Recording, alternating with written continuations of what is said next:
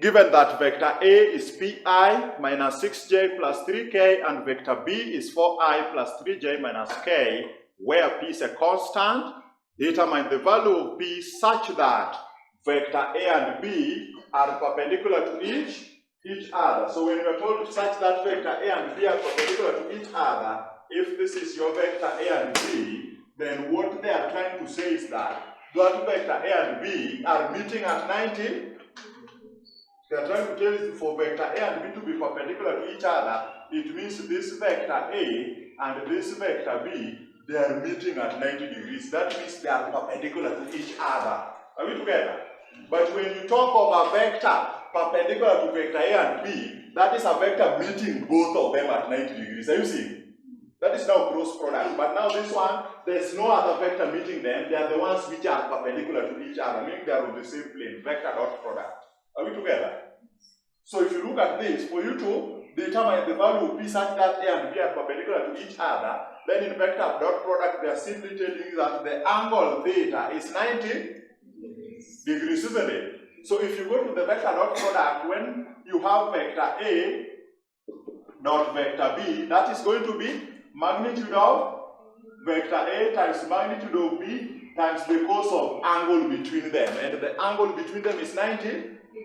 And you know cos 90 degrees is what? Is 0.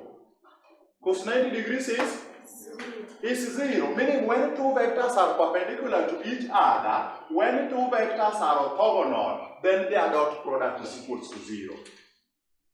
Are we together?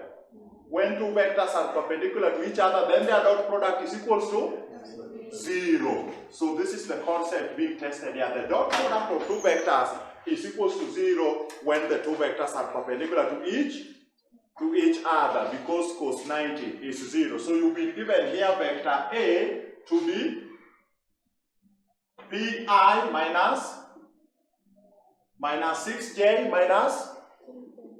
minus 3k, and you've been given vector B to be 4i plus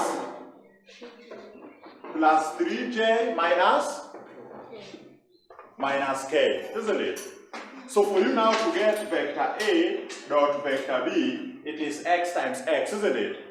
I times I squared is 1. So x times x is p times 4. You get 4p. Then it is plus y times y. Negative 6 times positive 3.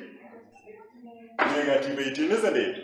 Then the next, z times z, negative 3 times negative 1. There's a silent 1 there. Negative 3 times negative 1. You get positive 3. So you see A dot B, you found is equals to? Are we together? So from here, if you open here, you have 4p minus 18 plus 3 is equals to 0, isn't it? So what do you have here? What is 4p? Is 15. Because negative 18 going the other side is positive 18, negative positive 3 going the other side is negative 3, isn't it? So 18 minus 3 is 15. So what is p?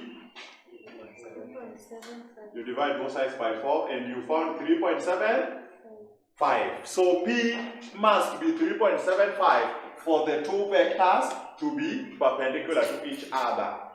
Are we together? It must be 3.75 for the two vectors to meet each other at 90 degrees. So that is just a concept of the vector dot product. It's just a concept of the vector dot product.